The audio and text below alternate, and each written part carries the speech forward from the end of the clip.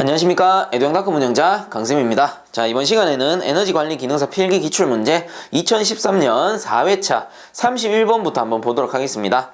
자, 31번 문제, 보일러 사고 원인 중 취급 부주의가 아닌 것은 이라고 했죠. 자, 그래서 취급상 원인과 이 제작상 원인이 있습니다.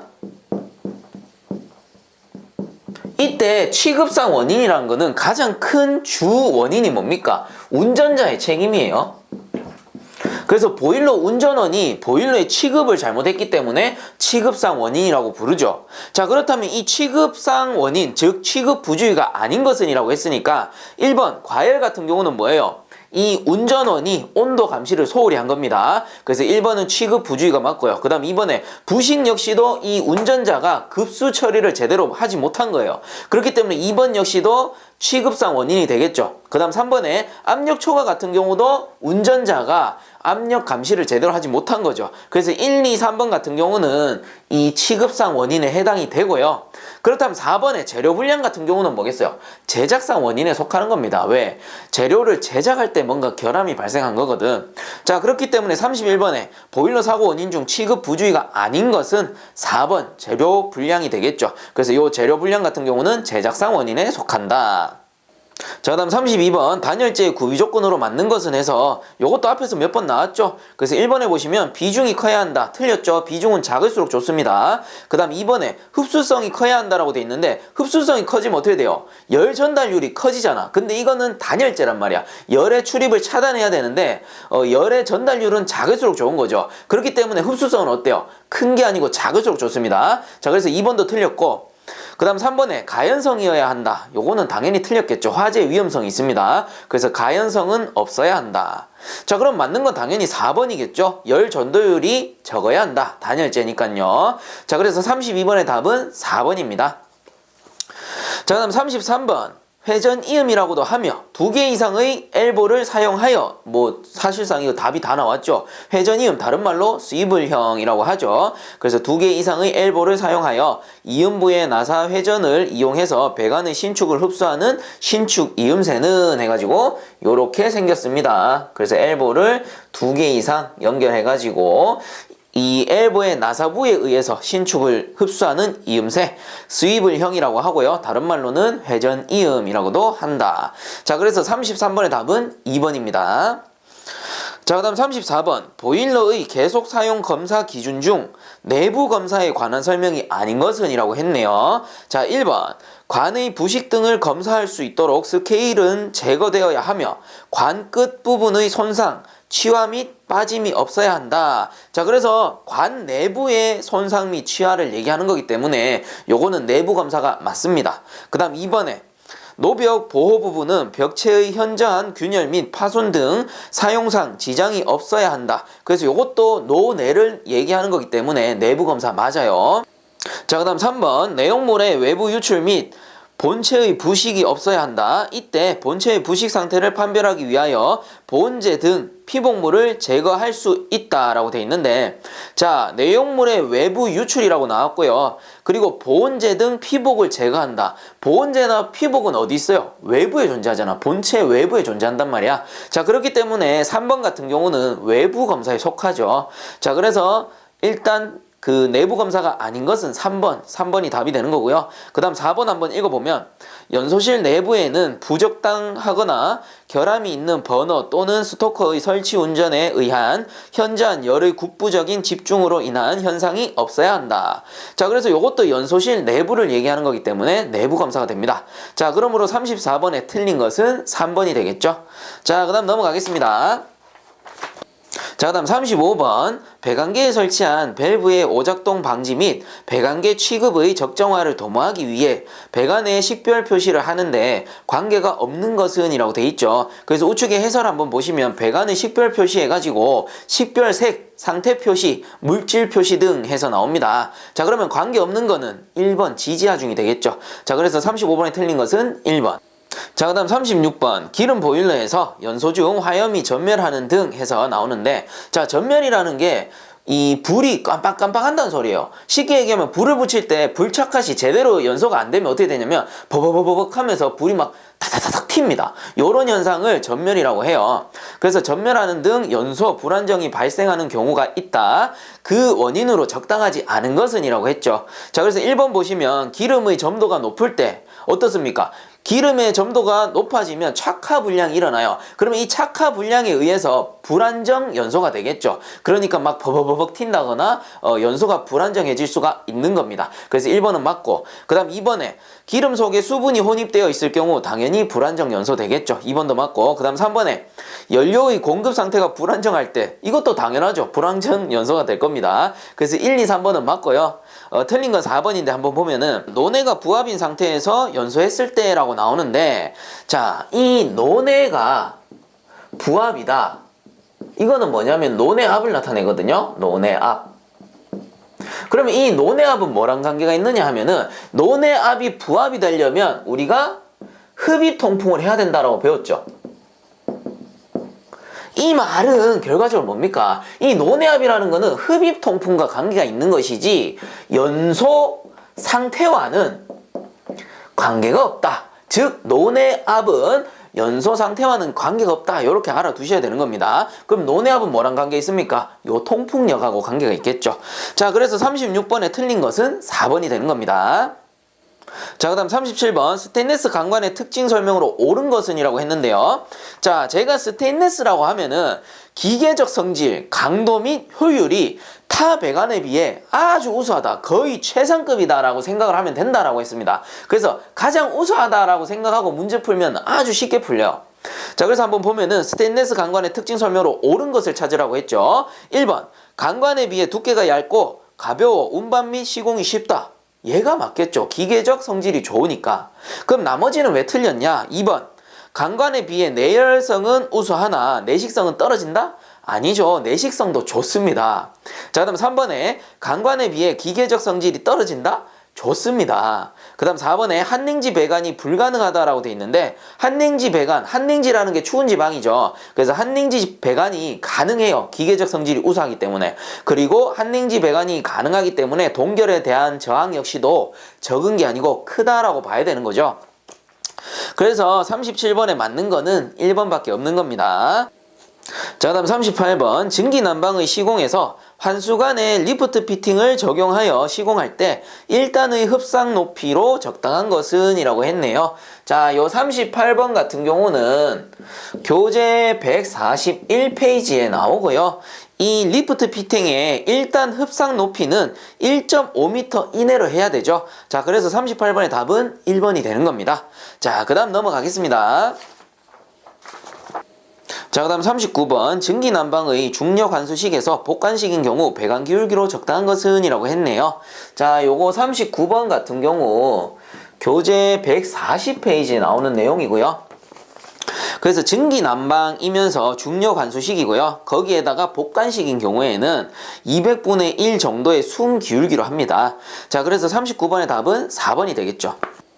자, 그 다음 40번 온수 난방 설비에서 복간식 배관 방식에 대한 특징으로 틀린 것은 이라고 했죠.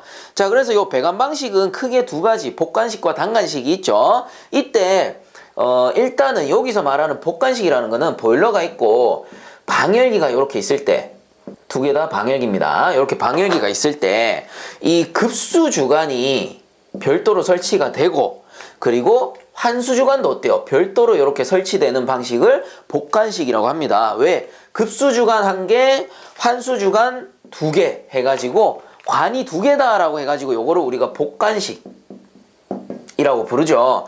그리고 요거랑 비교할 수 있는 게 뭡니까? 단관식. 단관식은 뭐야? 보일러가 이렇게 있고 방열기가 이렇게 있을 때, 방열기 이렇게 있을 때 주관이 어때요? 1개만 딱 있는 거야. 주관이 1개만 있고 이제 급수해주고 그 다음에 환수해주고 이렇게 되는 거죠.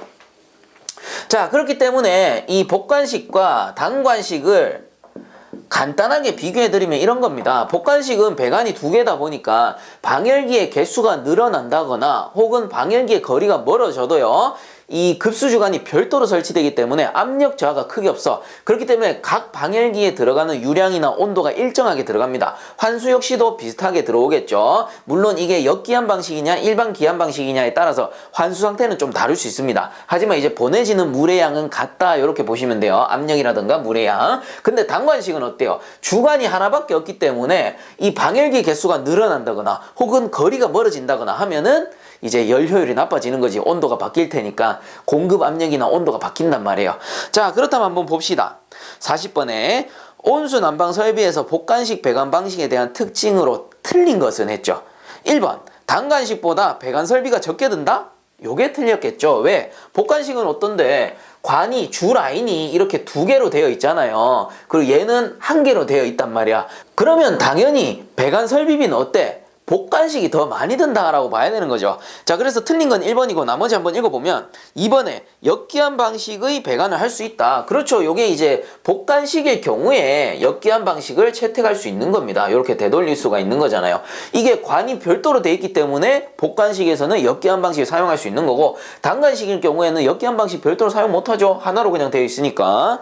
자, 그래서 2번 맞고. 자, 다음 3번에 발열량을 밸브에 의하여 임의로 조정할 수 있다. 그렇죠. 배관이 별도로 되어 있다 보니까 밸브를 각기 설치해서 그 발열량을 조정할 수가 있는 겁니다. 그 다음 4번에 온도 변화가 거의 없고 안정성이 높다. 그렇죠. 제가 아까 전에 뭐라고 했어요? 압력 변화나 온도 변화가 거의 없다라고 했습니다. 관이 별도로 되어 있기 때문에. 자, 그래서 40번에 틀린 거는 1번밖에 없죠. 자, 그 다음 41번 증기난방에서 환수관의 수평 배관에서 광경이 가늘어지는 경우 편심 리듀셔를 사용하는 이유로 적합한 것은 해가지고 뭐 리듀셔라고도 하고 레듀셔라고도 하고, 그래서 저는 제가 편한 대로 그냥 레듀셔라고 부르겠습니다.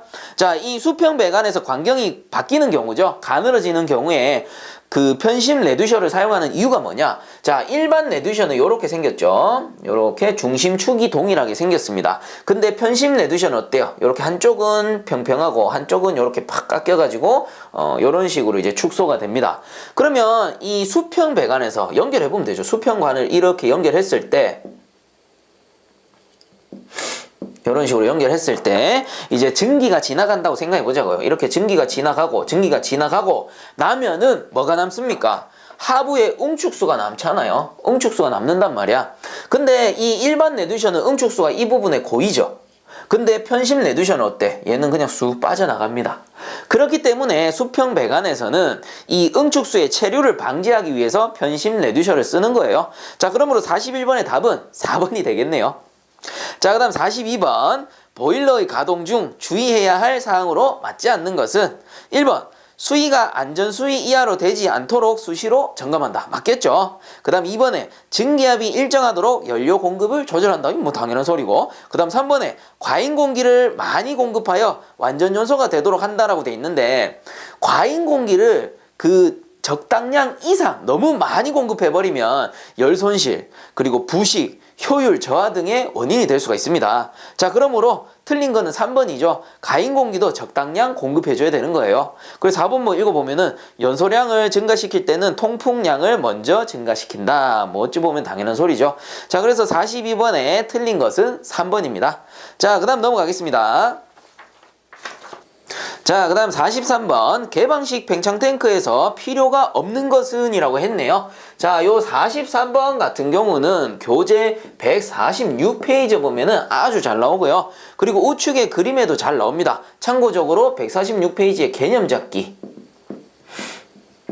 문제에서 제가 한번 다뤄드렸던 거예요. 자, 그래서 이 개방식 팽창탱크에서 필요 없는 것은 2번 압력계죠. 압력계는 어디? 밀폐식 팽창탱크에 사용한단 말이에요. 자, 그래서 43번에 틀린 것은 2번. 자, 그 다음 44번 중앙식 급탄법에 대한 설명으로 틀린 것은 이라고 했네요. 자, 이 중앙식 급탄법은 뭐냐면 건물이 이렇게 있으면 이제 흔히들 우리가 기계실이라고 하죠. 뭐 지하층이 될 수도 있고 옥상층이 될 수도 있고 뭐 건물에 따라서는 1층이 될 수도 있고 뭐 그런데 하여튼 요 기계실을 딱 만듭니다. 그리고 요거를 제가 좀 더 쉽게 적어드리면 요렇게 부를 수도 있죠. 중앙 제어실이라고 부를 수도 있습니다. 그렇게 중앙 제어실을 만들고 여기에다가 이제 모든 기계를 설치하는 거예요. 뭐 보일러를 설치할 수도 있고 냉동기를 설치할 수도 있고, 그래서 이제 각 실에다가 필요한 방열기 또는 유닛을 이렇게 설치해 가지고 배관을 이용해서 이렇게 열 매체를 보내주는 방식을 중앙 제어 방식, 중앙식 뭐 이렇게 부르는 거겠죠. 그리고 요거랑 이제 비교할 수 있는 게 개별 제어 방식인데, 개별 제어 방식은 건물이 이렇게 있으면 각실에 이제 필요에 따라서 유닛을 설치하는 형태예요. 뭐 이렇게 벽에다 설치할 수도 있고 천장에다 설치할 수도 있고 설치 안 할 수도 있고 뭐 설치할 수도 있고 뭐 이런 형식이죠. 그래서 개별 제어는 각 층에서 지들이 알아서 제어하는 방식을 개별 제어라고 하는 거고요. 자, 그렇다면 중앙식 급탕법에 대한 설명으로 틀린 것을 찾으라고 했으니까 한번 봅시다. 1번. 기구의 동시 이용률을 고려하여 가열장치의 총 열량을 적게 할 수 있다. 그렇죠. 중앙에서 컨트롤하니까 가열장치의 총 열량을 적게 할 수가 있는 겁니다. 효율적인 운전이 가능하다라는 소리예요. 그 다음 2번에 기계실 등의 다른 설비 기계와 함께 가열장치 등이 설치되기 때문에 관리가 용이하다. 그렇죠. 여기에 다 설치되어 있으니까 관리가 아주 쉽습니다. 근데 얘는 어때? 각실 또는 뭐 각 층에 설치되어 있다 보니까 이 한 명이 컨트롤하기는 정말 힘들죠. 관리자가 뭐 한 명 있다고 치면은 각 층마다 가서 관리를 해야 되다 보니까 관리가 아주 까다롭습니다. 자, 그래서 2번도 중앙식 급탕법 맞고요. 그 다음 3번에 설비 규모가 크고 복잡하기 때문에 초기 설비비가 비싸다. 그렇죠. 얘는 이제 기계도 많이 들어가고요. 배관도 길어지기 때문에 초기 설비비는 비싸질 수밖에 없습니다. 자, 그 다음 4번에 비교적 배관 길이가 짧아 열 손실이 적다라고 돼 있는데요. 얘들은 어때? 개별 제어 같은 경우는 그냥 유닛만 딱 설치해 놓으면 되기 때문에 배관의 길이가 크게 길어질 필요가 없어요. 근데 얘는 어때? 각 실로 배관을 통해서 열 매체를 보내주다 보니까 배관의 길이가 어떻게 됩니까? 길어지게 되고 그로 인해 열 손실이 커지게 된다라고 봐야 되겠죠. 자, 그러므로 44번에 틀린 것은 4번이 됩니다. 자, 그 다음 45번 온수난방에 대한 특징을 설명한 것으로 틀린 것은 이라고 했습니다. 1번 증기난방에 비해 소요 방열 면적과 배관경이 적게 되므로 시설비가 적어진다라고 돼 있는데 요게 틀렸겠죠. 왜?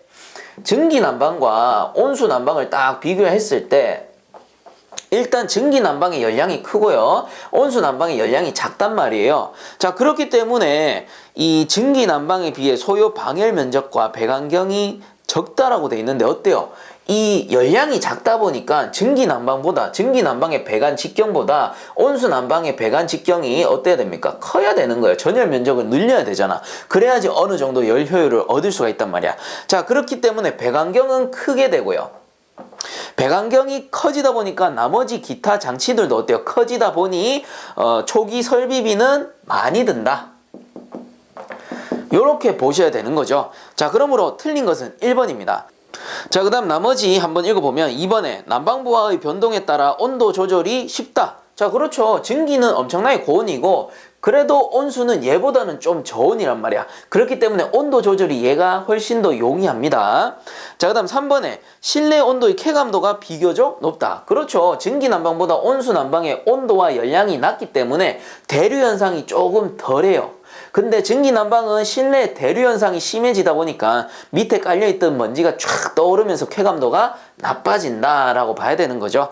자, 그래서 실내 온도의 쾌감도가 비교적 높다. 온수가 증기보다는 높다라는 소리입니다.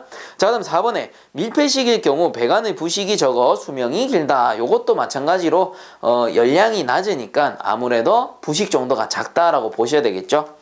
자, 그래서 45번에 틀린 것은 1번이 됩니다. 자, 그다음 46번 방열기 내의 온수의 평균 온도가 85도씨, 실내 온도 15도씨, 방열 개수 7.2kcal/m 자승 아워 도시인 경우 방열기 방열량은 얼마인가 라고 돼 있네요. 자, 그래서 방열기의 방열량을 구할 때는 뭡니까? 그 단위 면적당 방열량을 구해야 되잖아요. 그래서 단위가 어떻게 됩니까? kcal/m 자승 아워를 구해라 라는 소리거든. 그 단위 면적당 방열량을 구해라 라는 소리이기 때문에, 그래서 우리가 공식을 쓸 때는 Q는 KF 델타 T에서 어떻게 합니까? 요 F를 지워버린 K 델타 T로 푸셔야 된다라고 했죠. 단위 면적당 열량이라고 했기 때문에. 자, 그대로 넣습니다. 방열 개수가 7.2 kcal/m 자승 아워 도시고요. 곱하기 온도차는 85 -15도씨 요렇게 되겠네요. 그러면 단위 환산해 보면 도시 사라지고 뭐가 나옵니까? 요 단위가 되는 거지. kcal/m 자승 아워. 자, 그래서 구해 보시면은 요 녀석의 답이 504 kcal/m 자승 아워가 되는 겁니다. 자, 그래서 요 방열기의 방열 면적은 504kcal/m/hr. 46번의 답은 2번이 되겠네요. 자, 그 다음 넘어가겠습니다. 자, 그 다음 47번 보일러 건식보존법에서 가스 봉입 방식 기체보존법에 사용되는 가스는 이라고 돼 있네요. 자, 그래서 요게 47번 같은 경우는 교재 173페이지 나오고요. 이 문제에서 말하는 가스 봉입 방식 같은 경우는 사실상 앞에 한 단어가 빠졌죠. 그 뭡니까? 교재에서 확인해 보면 나오지만 이거 뭐예요? 질소가스 봉입 방식을 얘기하는 겁니다. 자, 그러면은 여기 안에 넣는 가스 뭐예요? 질소 N2가 되겠죠. 자, 그러므로 47번의 답은 2번입니다. 그리고 한 가지 중요한 거 요거 기억하세요. 아주 중요합니다. 요 질소가스에 봉입 압력이 있어요. 봉입 압력. 이거 문제 상당히 잘 나와. 나중에 필딱 가도 잘 나오는 편이고요. 그래서 요 봉입 압력 반드시 기억해야 됩니다. 0.06 메가파스칼 또는 키로로 하면 0.6 kg/제곱센치라고 했죠. 자, 그래서 요 봉입 압력까지 반드시 기억을 좀 해주세요. 자, 그러므로 47번의 답은 2번. 자, 그 다음 48번 보일러 점화 전 수위 확인 및 조정에 대한 설명 중 틀린 것은 이라고 했네요. 자, 1번 수면계의 기능 테스트가 가능한 정도의 증기압이 보일러 내에 남아있을 때는 수면계의 기능 시험을 해서 정상인지 확인한다. 맞습니다. 그 다음 2번에 두 개의 수면계의 수위를 비교하고 동일 수위인지 확인한다. 그렇죠. 두 개의 수면계의 수위가 동일해야지 정상 상태고 둘 중에 한 개가 뭐 내려갔다거나 올라와 있으면 둘 중에 한 개의 이상이 발생한 거죠. 그래서 1, 2번 맞고요. 그 다음 3번에 보시면 수면계에 수주관이 설치되어 있을 때는 수주 연락관의 체크 밸브라고 되어 있는데 이게 체크 밸브가 아니고 차단 밸브입니다. 차단 밸브가 바르게 닫혀 있는 게 아니고 열려 있는지를 확인해야 되겠죠. 그래야지 수면이 표시가 될 테니까. 자, 그래서 48번에 틀린 것은 3번입니다. 뭐 4번에 보면 유리관이 더러워졌을 때는 수위를 오인하는 경우가 있기 때문에 필히 청소하거나 또는 교환하여야 한다. 당연한 소리죠. 그래서 48번에 틀린 것은 3번. 자, 다음 49번 보일러의 손상에서 팽출을 옳게 설명한 것은 이라고 했네요. 자, 49번 요 녀석은 181페이지에 나오고요. 자, 요 팽출이란 게 뭐냐면은 보일러가 이렇게 설치되어 있으면 보일러가 과열돼서 온도가 올라가게 되면은 이 동체가 이렇게 부풀어 오르는 현상. 그래서 좌우로 부풀어 오를 수도 있고요. 이렇게 상하로 부풀어 오를 수도 있어요. 이렇게 부풀어 오르는 현상을 팽출이라고 합니다. 자, 그래서 49번에 팽출을 옳게 설명한 것은 1번이 되겠죠. 보일러의 본체가 화염에 과열되어 외부로 볼록하게 튀어나오는 현상. 자, 그래서 49번의 답은 1번. 그 다음 넘어가도록 하겠습니다. 자, 그 다음 50번 보일러 운전 중 정전이 발생한 경우의 조치사항으로 적합하지 않은 것은 이라고 했네요. 자, 1번 전원을 차단한다. 그렇겠죠. 일단은 정전이 됐을 때 가장 위험한 게 뭐냐면은 정전됐다가 다시 이제 전기가 들어왔을 때 보일러가 갑작스럽게 운전해버리면 포밍, 프라이밍, 그리고 캐리오버, 워터 해머링이 발생할 수가 있어요. 갑자기 취출되니까. 그렇기 때문에 일단 가장 먼저 해야 될 게 전원을 차단해야 됩니다. 그 다음 두 번째, 연료 공급을 멈춘다. 이것도 같은 말이죠. 갑자기 운전하면 안 되니까 연료 공급을 멈춰버리는 거예요. 그 다음 3번에 안전밸브를 열어 전기를 분출시킨다? 요 녀석이 틀렸겠죠. 안전밸브는 손대면 안 됩니다. 안전밸브는 위급 상황에 분출이 자동적으로 되는 거예요. 근데 안전밸브를 열어둔다? 이건 말이 안 되는 거예요. 자, 그래서 50번에 틀린 건 3번이고요. 4번도 마찬가지죠. 주전기 밸브를 닫는다. 갑자기 취출되면은 아까도 말했듯이 포밍, 프라이밍, 캐리오버, 워터 해머링이 발생할 수가 있기 때문에. 자, 그래서 50번에 틀린 것은 3번입니다. 자, 그다음 51번 보일러 수압 시험 시 시험 수압은 규정된 압력의 몇 % 이상을 초과하지 않도록 해야 하는가. 자, 요 51번 문제 같은 경우는 앞에서도 한번 나오긴 했었는데 요게 57페이지에 나오는 내용이죠. 그래서 57페이지에 2번 항에 동그라미 7번 보기에 있습니다. 정확하게 알려드릴게요. 자, 그래서 51번에 규정된 압력의 6% 이상을 초과하지 않도록 해야 되는 겁니다. 그러므로 답은 4번이 되겠네요. 자, 그다음 52번 캐리오버에 대한 방지 대책이 아닌 것은 이라고 했네요. 자, 요 캐리오버는 어떨 때 일어나느냐. 보일러가 이렇게 있을 때 보일러 내부에 물이 차 있단 말이에요. 그럼 요 물을 끓여가지고 전기를 발생시켜서 취출을 시키잖아. 자, 근데 요 끓이는 상태에서 현재 연소 중이라고 칩시다. 연소 중일 때 여기 안에 이제 이물질이 많으면 이물질 이물질, 뭐 스케일, 슬러지 이런 것들이죠. 이물질이 많게 되면 이 수면에 뭐가 발생합니까? 물거품, 포밍이 발생해요. 이 포밍이 많이 끼어버리면 어떤 현상이 일어나? 물방울이 막 날아튀어. 막 날아튀죠. 요런 거를 우리가 프라이밍이라고 하죠. 프라이밍. 그리고 이제 증기를 발생시켜서 이제 치출을 시켜야 되는데, 이렇게 치출을 시켜야 되는데, 이 프라이밍 현상이 발생했을 경우에 그대로 증기를 치출시켜 버리면 어떻게 됩니까? 증기와 물방울이 섞여가지고 막 날아가 버린단 말이야. 그래서 요 섞이는 현상을 캐리오버 라고 해요. 그래서 요 캐리오버가 발생하고 나면은 증기와 물이 섞여서 치출되다가 요 물방울이 어떻게 됩니까? 배관이라든가 장치를 때려버리는 거야. 요런 때려버리는 현상을 뭐라고 합니까? 워터 해머링. 그래서 요거를 뭐 수격작용이라고도 하고요. 캐리오버를 기수공발이라고도 하고, 그 기와 수가 같이 날아간다라고 해가지고 기수공발이라고도 하는 겁니다. 그래서 이게 발생 순서가 어떻게 된다라고 했어요. 최초 포밍이 발생하고 그 다음에 프라이밍이 발생하고, 프라이밍이 심해지면 캐리오버, 그 다음 캐리오버에 의한 워터 해머링, 이런 식으로 발생한다라고 했습니다. 그래서 포밍, 프라이밍, 캐리오버, 워터 해머링 순으로 이렇게 발생하는 현상이고요. 자, 그렇다면 다시 문제로 돌아가서 이 캐리오버에 대한 방지 대책이 아닌 것은 이라고 했습니다. 1번, 압력을 규정 압력으로 유지한다. 당연한 소리죠. 규정 압력 이상이 돼버리면은 이 포밍이나 프라이밍이 더 많이 발생해 버리겠죠. 그 다음에 2번에 수면이 비정상적으로 높게 유지되지 않도록 한다. 그렇죠. 수면이 높아지면은 그만큼 캐리오버, 기수공발 역시도 늘어날 테니까. 2번도 맞습니다. 그 다음 3번에 부하를 급격히 증가시켜 증기실의 부하율을 높인다. 부하를 급격히 증가시키면 어떻게 돼요? 프라이밍이 더 심해져. 그로 인해서 캐리오버 역시도 더 많이 발생한다라고 보는 수밖에 없습니다. 그래서 부하를 서서히 증가시키고 증기실의 부하율을 낮춰줘야 되는 겁니다. 그러므로 52번에 틀린 것은 3번이죠. 뭐 4번 같은 경우는 보일러 수에 포함되어 있는 유지류나 용해 고용물 등의 불순물을 제거한다. 그래서 불순물을 제거해가지고 포밍 현상 자체를 최대한 방지시켜 버리는 거죠. 자, 그러므로 52번에 틀린 것은 3번밖에 없습니다. 자, 그 다음 53번 보일러 취급자가 주의하여 염두에 두어야 할 사항으로 틀린 것은 해가지고 1번 보일러 사용처의 작업 환경에 따라 운전 기준을 설정하여 둔다. 맞습니다. 그 다음 2번에 사용처에 필요한 증기를 항상 공급할 수 있도록 한다. 요것도 맞아요. 그 다음 3번에 증기 수요에 따라 보일러 전격 한도를 10% 정도 초과하여 운전한다.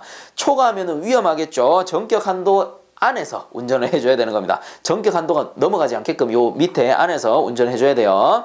그래서 틀린 건 3번입니다. 그래서 4번에 보면은 뭐 보일러 제작사 취급 설명서의 의도를 파악, 숙지하여 그 지시에 따른다. 당연한 소리겠죠. 자, 그래서 53번에 틀린 것은 3번입니다. 자, 그 다음 넘어가겠습니다.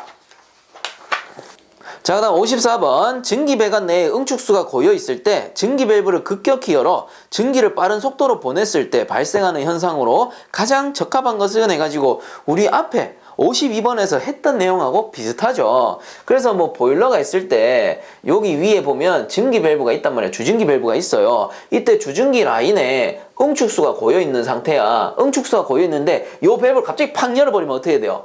고압증기가 갑자기 치출 탁 되면서 이 응축수가 막 날아 비산되죠. 그래서 이렇게 비산되면서 물방울이 배관을 때려버리는 뭐가 발생하는 거야? 수격작용. 워터 해머링이 발생하는 겁니다. 자, 그래서 54번의 답은 4번이 되는 겁니다. 자, 다음 55번 에너지 이용 합리화법에 따라 에너지 다소비 사업자가 매년 1월 31일까지 신고해야 할 사항과 관계없는 것은 했네요. 자, 요 55번 같은 경우 교재 260페이지 나오고 우측에 해설 참고하셔도 됩니다. 자, 그래서 55번에 관계없는 것은 4번입니다. 해당 연도의 에너지 관리 진단 현황.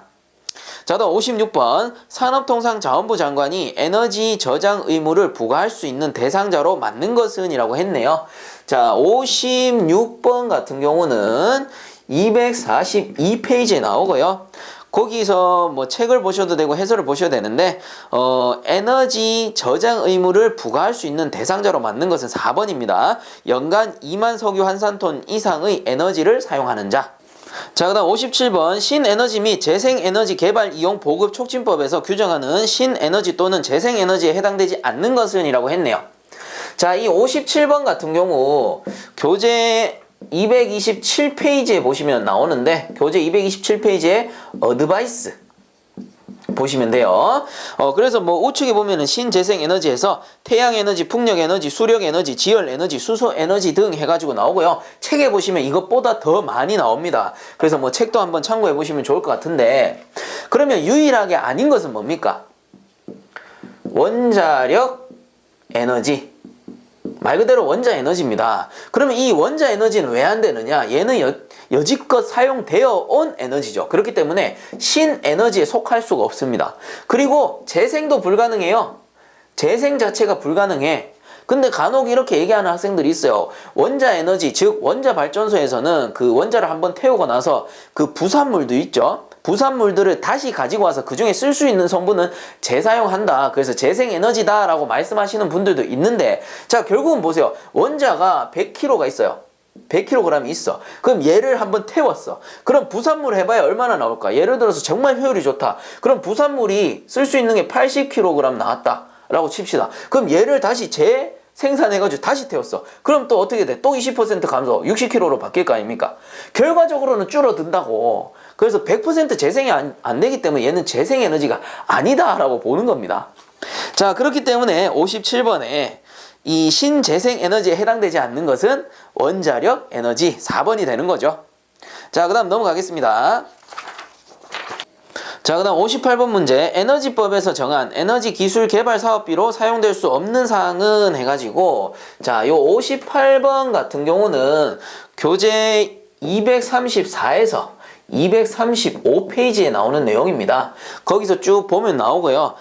여기서 이제 사용될 수 없는 사항은 2번입니다. 온실가스 배출을 늘리기 위한 기술 개발. 할 필요가 없죠. 온실가스 배출을 줄이면 줄였지 늘리기 위한 기술 개발은 할 필요가 없습니다. 자, 그래서 58번에 틀린 것은 2번.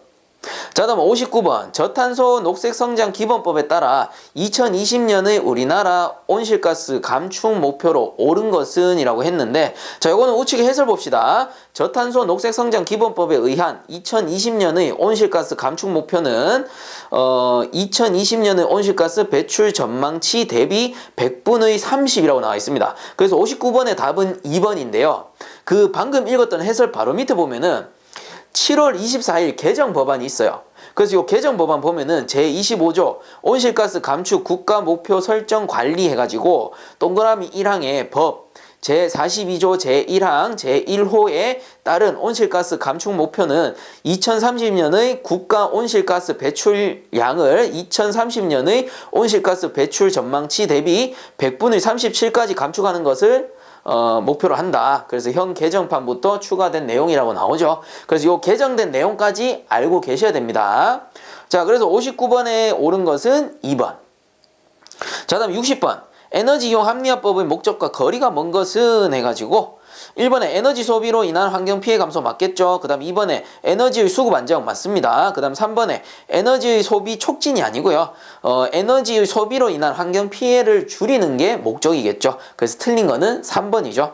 그래서 4번에 에너지의 효율적인 이용 증진, 요건 뭐 당연한 소리고. 자, 그래서 60번에 틀린 것은 3번입니다. 자, 이번 시간 여기서 마치도록 하고요. 본 강의가 도움되셨다면 유튜브 에듀왕닷컴 검색 후에 구독과 함께 영상 하단에 보시면 따봉 버튼 있으니까 한 번씩만 눌러주시면 감사하겠습니다. 자, 수고들 많이 하셨습니다.